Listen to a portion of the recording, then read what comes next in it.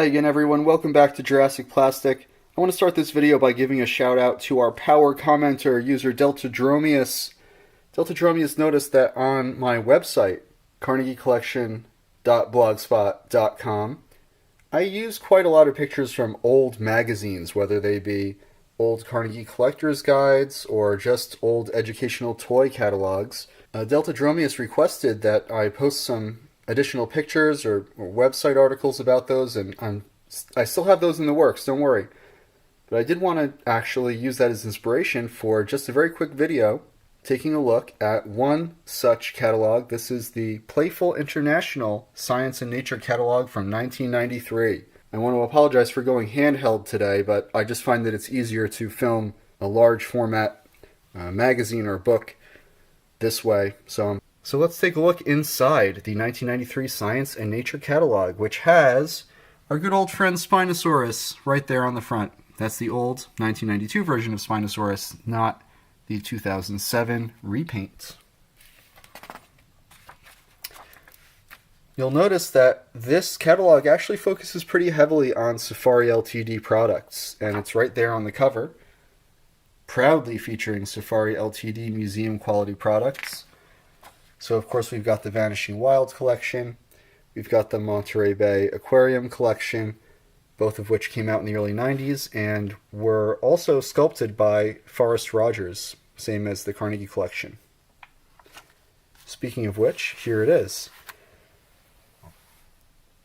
So on the left page here we've got the complete lineup of Carnegie models with a quick description. Museum quality, authentic, prehistoric replicas exactly to scale. Well, maybe they should have put exactly in quotes there. They did re-list some of the scales of these, especially the Spinosaurus. You can see here Mr. Spino is listed as 140. Well, a lot of old dinosaur books listed it as an allosaur-sized creature, but if you actually went back to Stromer's original description, they would have learned that it was as large or even larger than T-Rex. Even back then, this was known information, just kind of ignored. In later catalogs and guides, they would change this to 150 or even 155 scale, without changing the model, obviously. Interestingly, the Spinosaurus and Iguanodon shown here are clearly not the originals. These are clearly prototypes. You can see here the Spinosaurus that would eventually be released. This is the 1992 Spinosaurus. Well, it's got a slightly different paint scheme. It's got less of a wash, less blending going on. The Iguanodon is actually a lot more different than that.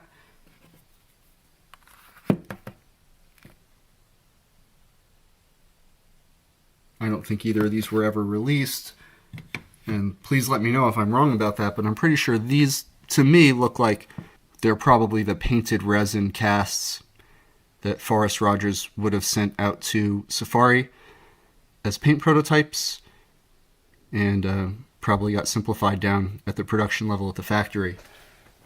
Moving on down here, we've got all of the rest of the 1993 lineup, including the newest one for 1993, which was the Triceratops.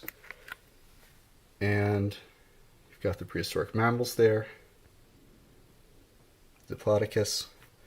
This is the old Stegosaurus from 1989 or so. Interestingly, they still picture the old 1988 or 89 Brachiosaurus, which is gray, dark gray and beige, in the actual catalog. This is the same photo that appeared in the 1990 Safari catalog. They feature the prototype version of the repainted Tyrannosaurus, which also, as far as I know, was never actually released. Now down here, they do show the newer Brachiosaurus.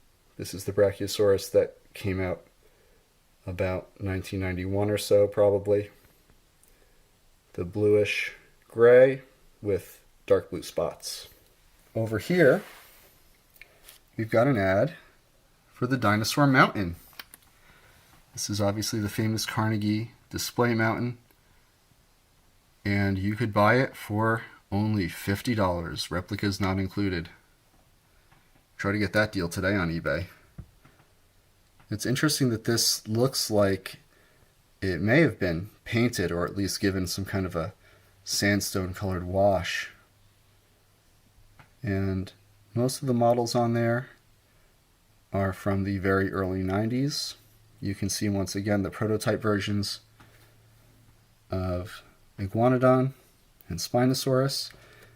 You can see the old version of Allosaurus, which you can see in one of my other videos, which is much more yellow and lime green. You can see the old version of Euoplocephalus, which is light gray with a bright green top. You can see the old version of Stegosaurus, which is much smoother without the retooled texturing. That pretty much does it for the Carnegie Collection in this catalog, but I did want to highlight one more thing before we go. Well, here, first of all, we've got the Authentics. One thing I noticed recently about the Authentics is that the Authentics Triceratops has the same color scheme as the original Carnegie Triceratops. I thought that was kind of cool. I never noticed that before. The Brachiosaurus is also actually pretty similar to the original Brachiosaurus. But moving along,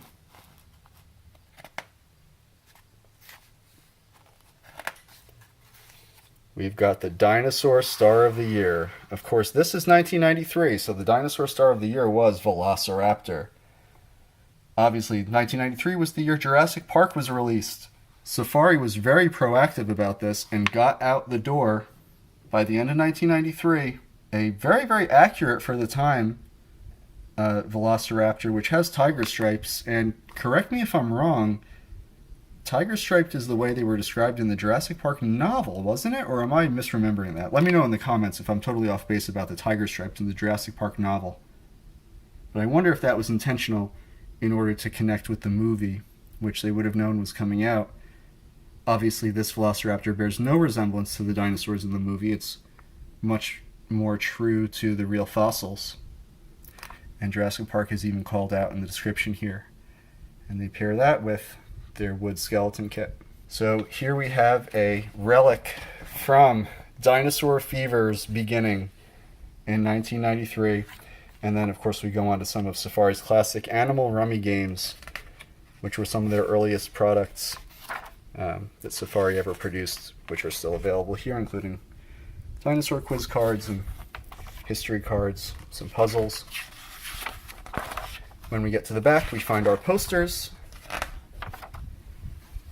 And oh look, side by side, the Invicta poster and a coincidentally extremely similar looking Carnegie Dinosaur poster that features Invicta dinosaurs rather than Carnegie dinosaurs. I'm not totally sure when this poster came out. I actually have this poster. It does not list a date, but given the fact that it's such a blatant Invicta ripoff and that none of the dinosaurs on it resemble in any way any of the Carnegie models that were released, I'm going to guess this was probably produced before the finished designs.